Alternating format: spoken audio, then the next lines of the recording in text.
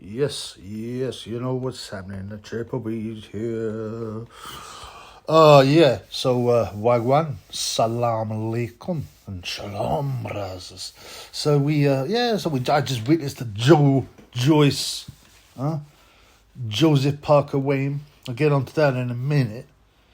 Yeah, but the first thing I've got to say, so on the undercard, there is Amanda Serrano. He's someone whose name I don't know. My food, I don't care, man. Women's boxing is so whack. It's such a meme. Yeah. But Carl Froch is commentating. Not Carl Froch. Carl Frampton is commentating. On the way, and he's clearly utterly sold out, man. You know what? I thought he was one of the few guys that actually spoke his mind. Was honest. Yeah. Funny enough, I was just starting a video, before this, addressing the claims that Triple B is a hater. It's called a hater by, well, actually not by many people. It's by the occasional blue-pilled Wally, that comes on and comments, on the Triple B channel. Oh, how can you be so dark? Your soul must be so dark. Oh, why do you have to be so mean? Why are you so hateful? Imagine being that much of a bomber club pussy, huh? It's embarrassing. But anyway, I was just explaining, the Triple B mission, obviously, apart from the fans, is to call out the wrong uns in boxing and what's going on. Call out the agenda, I say I don't go after no nice people. My example was going to be Carl Frampton. I was like, Carl Frampton, seems like a likable guy. Yeah, he seems to speak his mind on the boxing, unlike most of these clowns like Adam Smith. Yeah, I wouldn't attack, Carl Frampton. Why would I? I could say he's a dwarf and a manly. I don't do that. With a huge head on him. Yeah, he doesn't look like a dwarf, not the primordial dwarf, the other kind of dwarf with a huge head on him. But anyway, he's not bad looking, no homo. But yeah. Anyway, I was also going to add, but if Carl Frampton steps out of line, the Triple B is going to have to regulate him. Yeah, but that was just using that as an example. And then what happened, man? I was preparing the vid and watching the weigh-in, and Carl Frampton stepped out of line big time, man. Yeah, I'm real disappointed with this guy, man. He always seemed like a guy who'd speak his mind and be honest about a fight. Like if the other guy's going, oh, we just witnessed such a great fight, he'd be like, well, I don't know if he has that great a performance. Nah, not anymore, man. Yeah, he's obviously been taking NWO lessons from Adam Smith's handler. Yeah, whoever that is. Whatever, who knows what evil person that is. Right? Some people say Gay J's handler is Ben Heine. I don't know. I mean, obviously Gay J is the blow jobber, but I don't know about that. This is not in a Gay J video anyway. But yeah, so why am I not with Carl Frampton? Because he's sitting there, right? And Amanda Serrano and some, I don't know, rug muncher weighing in, and and we get this, this is not necessarily verbatim, but he goes, oh, we stood here and we got a certain amount of star power. I can't do his accent today. I'm too tired. Yeah, star power of Serrano. She can really fight, this woman. She had one of the best fights ever with Katie Taylor. And it gets worse, man. He's talking about how it's an honour. Being a true superstar. This true superstar nonsense of women, it's just not applicable. I wouldn't know. If Amanda Serrano, I consider myself a hardcore boxing fan, for years. Amanda Serrano, generally, she walked past me in the street. I just think she was just some hood rat scat. I had no idea. I'd recognise a few women. Savvy Marshall. I wouldn't know who Clarissa Shields was. I just think it was a man walking past. Yeah, dressed in drag. If I saw Savvy, I recognise Savvy. I'd stop and talk to Savvy, I'd ask her how the mating's going. And I'd tell her, look, do you realise that, while you're making love to Huey Fury, Peter Fury's got a cup attached, he's got his ear to a cup on your door to make sure that the mating's going well, for example. Who else would I recognise? Katie Taylor. I mean, Nicola Adams, she was the original sort of dwarf one with a big smile. That's it. I wouldn't know any of the other biatches. Oh, of course, yes. Sorry. Of course, Ebony Bitches, yeah. But I'd walk on outside the ring, go, scat, you stink, your pom-pom and battle must stink, you scat, go back to Australia. Yeah. Anyway, so yeah, it was, Carl Frampton's like rimming this girl. Oh, it's such an honor. He said it's a privilege to be so close, so up close and personal, with near Amanda Serrano. So he's saying, it's a privilege. He's starstruck that he's 10 yards away from Amanda Serrano. How pathetic is that, man? That amount of bum like he's starstruck seeing Amanda Serrano. I've never been starstruck meeting anybody. Yeah, I met a lot of people, boxers, and I chat to them like normal. Yeah, when I was a kid, I can't even remember. I saw Nigel Benn once, and I was like, wow, the Dark Destroyer. But I didn't feel in awe. And that's a genuine British superstar there, not some fake meme, global superstar allegedly. And he said, yeah, it'd be a privilege to be a pundit on her fight. I mean, how tragic is it to say that thing? First, it's your job to commentate and be a pundit, man. As if you feel like special because you comment on Amanda Serrano fight. And this is all lies, obviously. You've got to realise this. It's all lies and deception. You've been told you got to big this up. You've got to sell out and big this up. He doesn't want to. But he's an actor. Everyone in boxing's an actor anyway. Everyone around the world is an actor. Politicians aren't politicians, they're actors, Feel that? Anyway, yeah. He said, the UK fans are so lucky to see an all-time great. and also, there'll be such a huge global audience tuning in for this fight that it gives all the other fighters a chance to be seen around the world. Really? There might be a few weirdos in Puerto Rico who'll tune in, but hey, can you imagine? Guys, people in America and Russia going, guys, are you going to be tuning in to the Amanda Serrano fight? No way, it's a unification fight, against some rug muncher. I'll be tuning in. Come on, man, get out my house, blood, with that nonsense. Anyway, I'm very disappointed with you now, and now I'm going to be watching you. Yeah, I might do some videos on you. You might get Tyson Fury coming around to inspect your Corey.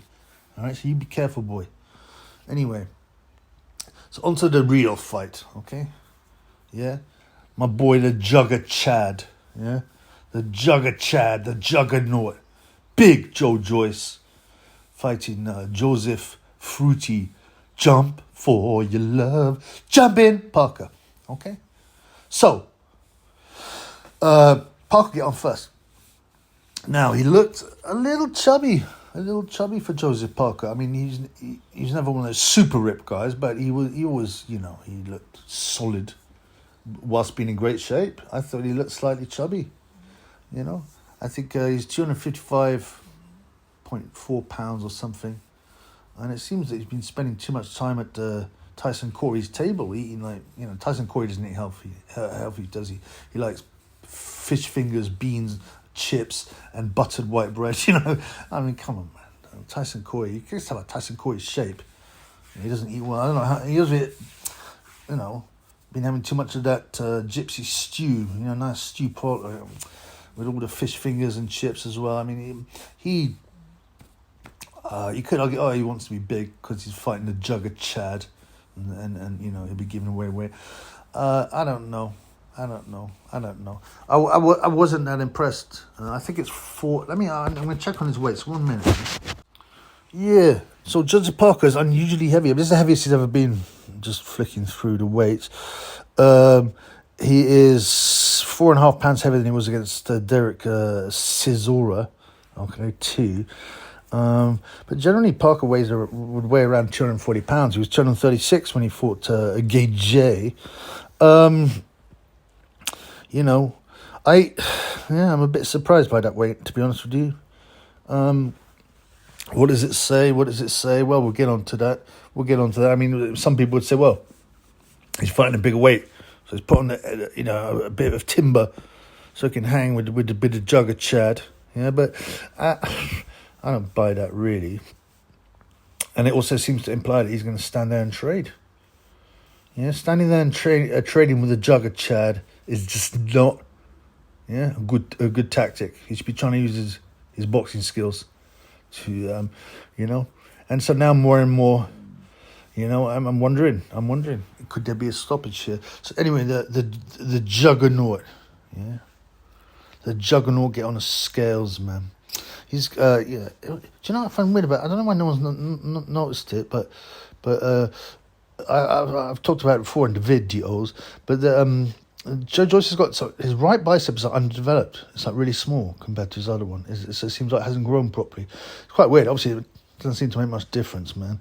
But so Joe Joyce get on the scales, man, and he weighed 271 pounds. Was it 271.5 pounds, something like that, whatever. 271.25 pounds. The jugger Chad. Now he has weighed. Oh, that's real heavy. He's weighed 270 before. 25 as low as 256, 251 early in his career. 255. So this is his heaviest weight too. Only by 1.25 kilos, but generally his weight has been like recent fights, 265, 263, 258. I mean, it's big for the juggernaut, but he looks in great shape. So, and he just seems to be growing into a monster. He's 37, but it seems like his body hasn't stopped growing. He's getting bigger and bigger. I don't know if there's a PED situation there. I mean, probably everyone is. To some extent. I mean, not as much as Gidje, obviously, but I think probably all the top heavyweights are doing some kind of performance-enhancing things. Big guys. You know what, I'm slightly worried about Parker's weight if I was a Parker fan. It doesn't have that same, he looked a bit squishy, The Jugger Chad looks his normal big muscle juggernaut type self. I'm beginning to think. I mean, I said before I did a video on this. Joe Joyce. I've never changed my mind.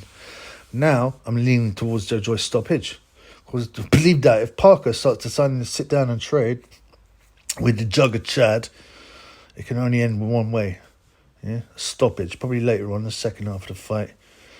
I'm actually quite looking forward to this fight. I'm buzzing. I couldn't care about any of the undercard, especially not the global superstar Amanda Serrano.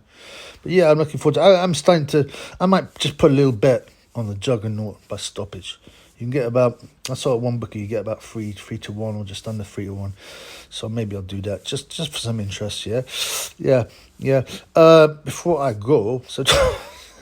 Frampton, I mean, he seems to have lost his mind. It's like they've programmed in there. They swapped the real Frampton with a look-alike. Because after this, he starts saying, so there was a lot of noise for Joe Parker in the hall, right?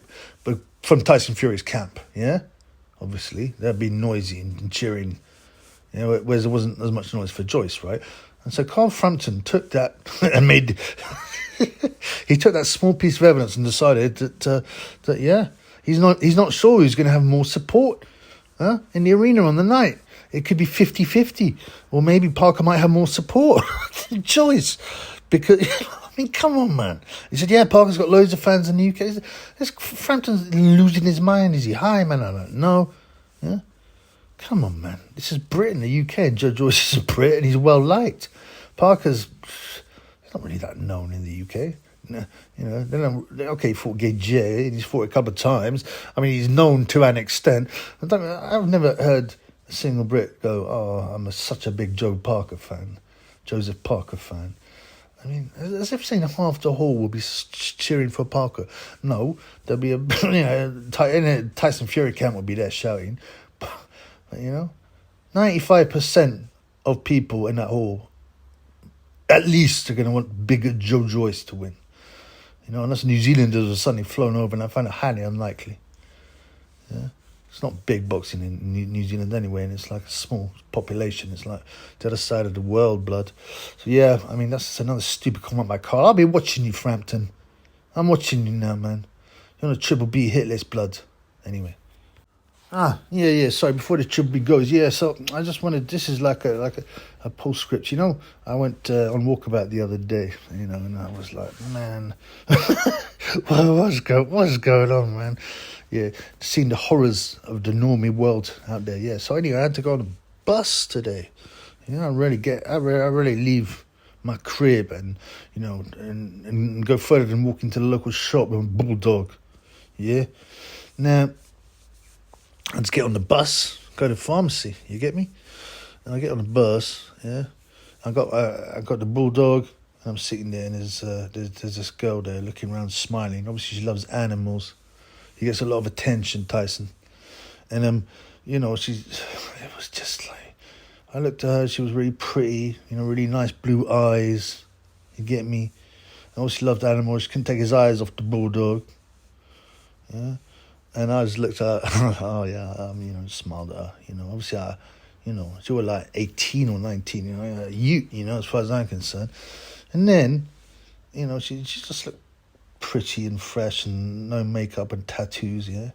So I was like slightly relieved by the situation, considering the horrors that I'd seen the other day, you know, like with the Kang and the Queen in the park. Anyway, and so, but then I look at her and she got a really quite big pair of boobies. You get me? But she's wearing a kind of, I don't know what it was, like a short top, not a bra top, but you know. A midriff cut top and a bra underneath, and her boobies were like, I mean, they were huge, and I mean, not so big as to be like blood clot. This is too weird, but like, you know, on a small frame. You get me? But they were just falling out. You feel me? Huge cleavage and falling out, like too big for the top, too big for the bra, and it was just so blatant, you know. And I felt my heart sink again, you know. I felt my heart sink because I was just thinking, you know, oh, what a nice young girl without no stupid tattoos and piercings and who likes animals. But then I see this great, and she knows. No woman walks around with the boobies falling out like that. Yeah, how can a man, like the Triple B isn't a pervert anymore, okay? He's had his pum-pum days. He's had the buffet days. That stuff gone, okay? And, you know, she a young girl as well. So I just looked quickly. I didn't say the, you know, like, what's the word? Creeping on, leching. But I was just like, you know, blood clot. How can you walk around like that, man? How can you walk around? Everybody be staring at your huge boobies. I don't know, man. It's just, everything's ruined. I'm going back to my basement and I'm staying there, blood. I'm battening down them hatches, boy. Hey? Anyway, I hope the Joyce Parker fight is good, because I need a good fight to buzz. And the heavyweights, I mean, Joyce fight's always good. So yeah, let's do this thing. Peace.